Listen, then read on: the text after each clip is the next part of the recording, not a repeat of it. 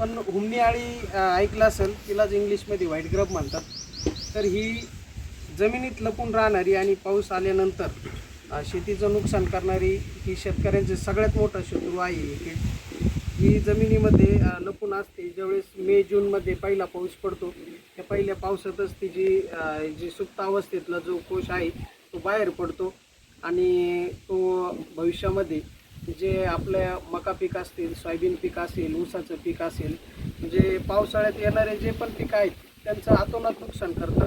ते पीक हळूहळू वरच्या बाजूने सुकत जातं. आपल्याला कधी कधी असं वाटतं विल्ट आहे, मर आहे, हुमणी किडीचा तो प्रादुर्भाव असतो आणि त्याच्यासाठी हा फक्त 10 रुपयाचा बल्ब आहे आणि हा 10 रुपयाचा बल्ब आपलं लाखो रुपयाचं नुकसान वाचू शकतो. तर आपण करायचं काय, रात्रीच्या वेळी यांचे जे पतंग आहेत हे बाहेर पडतात. तर यांना लाईटचं जे उजेडाचं अट्रॅक्शन असतं, म्हणजे लाईट ट्रॅप म्हणतो आपण त्याला. तर हा लाईट ट्रॅप असा बनवायचा आहे आणि हा असा असा बसवल्यानंतर याला विद्युत पुरवठा करायचा आहे. बॅटरी असेल तर बॅटरीवर चालवायचं आहे किंवा लाईटवर चालवायचं आहे. मग आता तुम्ही म्हणशाल शेतामध्ये एवढ्या दूरपर्यंत लाईट कशी येणार? आपली जी टॉर्च असते, टॉर्चचा बल्ब लावला तरी चालतो किंवा ट्रॅक्टरची वगैरे आपल्या वाहनांची बॅटरी असेल त्याच्यावर त्या क्षमतेचं बल्ब लावूनसुद्धा आपण असं ट्रॅप बनवू शकतो. तर हे ज्यावेळेस या लाईटकडं ते पतंग अट्रॅक्ट होतात त्यावेळी एक मिनिट पाणी टाकून तुम्ही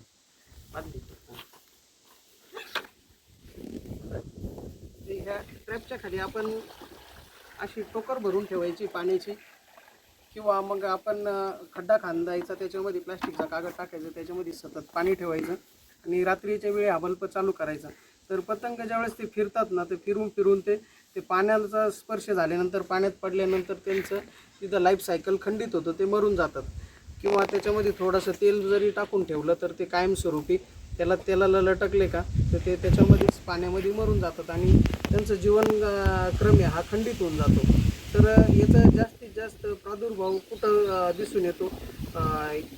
जे लिंबाचे झाडं आहे, आपण आपल्या शेतामध्ये आहे, आपण सध्या या ठिकाणी सावलीमुळं या ठिकाणी हा प्रयोग करून बघतोय. तर कडुनिंबाचं जे झाड आहे तर त्याचं मेन खाद्य आहे व्हाईट ग्रबचं. मेन खाद्य लिंबाच्या झाडाखाली जास्त प्रमाणात असतात. तर लिंबाच्या झाडाखाली जर आपण असं हा लाईट ट्रॅपचा प्रयोग करून जर ठेवला, रात्रीच्या वेळी त्याला वीज पुरवठा केला आणि तो बल्ब चालू सकाळी जर बघितलं तर या ठिकाणी संपूर्ण त्याचे ते पतंग तुम्हाला हुमणी आळीचे दिसून येतील. एक हुमणी आळी जवळजवळ 1000 अंडे देत असते. तर याच्यापासून संरक्षण करण्यासाठी सर्वात कमी खर्चाचा आणि सर्वात स्वस्त असा उपाय आहे. आणि येत्या पावसाळ्यामध्ये आपल्याला विल्ट रोगासाठी तर आपण बीज प्रक्रिया करू शकतो, परंतु जी हुमणी राहिलेली हिच्यासाठी आपण किती कंट्रोल मेजर केलं तरी जमिनीच्या आतून जे मुळं खाते त्याच्यामुळं आपल्याला त्या जमिनीमध्ये स्प्रे करणं शक्य नसतं. मग अशा वेळी पतंग अवस्थेत जी बाहेर पडलेली कीड आहे तीच जर नष्ट केली तर भविष्यामध्ये तिची जे उपद्रव क्षमतेची अवस्था आहे ती आपल्या पिकाला कुठल्याही प्रकारचा प्रादुर्भाव करणार नाही. आणि अशा प्रकारे ह्या 10 रुपयाच्या बल्बामधून आपल्याला लाख रुपयाचं उत्पादन जे वाया जाणार आहे किंवा नुकसान होऊ शकतं ते वाचू शकतं. त्यामुळे आपण निश्चित म्हणू शकतो 10 रुपयामध्ये आपण लाख रुपयाचं पीक वाचू शकतो. ऐकलं असेल, तिलाच इंग्लिशमध्ये व्हाईट ग्रब म्हणतात.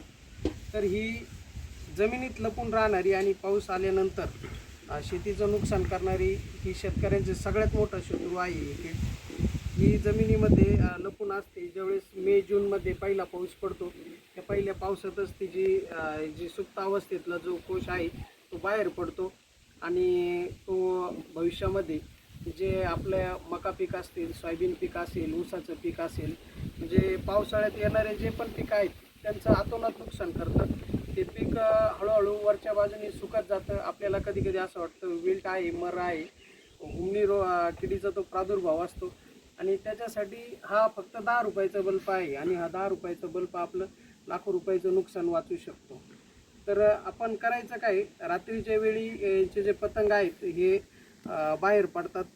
तर यांना लाईटचं जे उजेडाचं अट्रॅक्शन असतं, म्हणजे लाईट ट्रॅप म्हणतो आपण त्याला. तर हा लाईट ट्रॅप असा बनवायचा आहे आणि हा असा बसवल्यानंतर याला विद्युत पुरवठा करायचा आहे. बॅटरी असेल तर बॅटरीवर चालवायचं आहे किंवा लाईटवर चालवायचं आहे. मग आता तुम्ही म्हणशाल शेतामध्ये एवढ्या दूरपर्यंत लाईट कशी येणार? आपली जी टॉर्च असते, टॉर्चचा बल्ब लावला तरी चालतो किंवा ट्रॅक्टरची वगैरे आपल्या वाहनांची बॅटरी असेल त्याच्यावर त्या क्षमतेचं बल्ब लावून सुद्धा आपण असं ट्रॅप बनवू शकतो. तर हे ज्यावेळेस या लाईटकडं ते पतंग अट्रॅक्ट होतात त्यावेळी एक मिनिट पाणी टाकून तुम्ही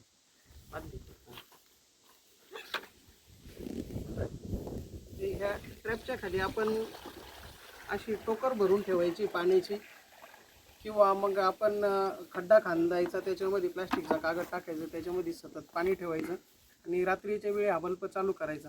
तर पतंग ज्यावेळेस ते फिरतात ना ते फिरून फिरून ते पाण्याचा स्पर्श झाल्यानंतर पाण्यात पडल्यानंतर त्यांचं तिथं लाईफ सायकल खंडित होतं, ते मरून जातात.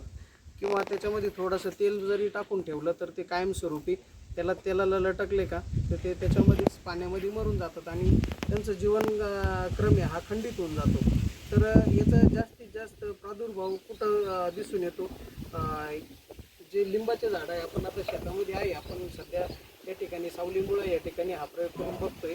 तर कडुनिंबाचं जे झाड आहे तर त्याचं मेन खाद्य आहे व्हाईट ग्रापचं मेन खाद्य लिंबाच्या झाडाखाली जास्त प्रमाणात असतात. तर लिंबाच्या झाडाखाली जर आपण असं हा लाईट ट्रॅपचा प्रयोग करून जर ठेवला रात्रीच्या वेळी त्याला वीज पुरवठा केला आणि तो बल्ब चालू सकाळी जर बघितलं तर या ठिकाणी संपूर्ण त्याचे ते पतंग तुम्हाला हुमणी आळीचे दिसून येतील. एक हुमणी आळी जवळजवळ 1000 अंडे देत असते. तर याच्यापासून संरक्षण करण्यासाठी सर्वात कमी खर्चाचा आणि सर्वात स्वस्त असा उपाय आहे.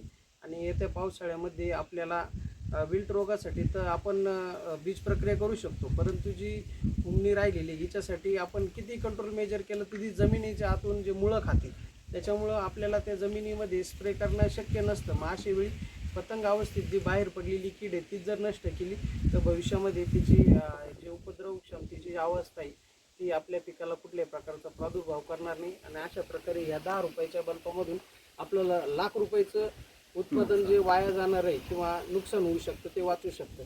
त्यामुळे आपण निश्चित म्हणू शकतो 10 रुपयामध्ये आपण लाख रुपयाचं पीक वाचू शकतो.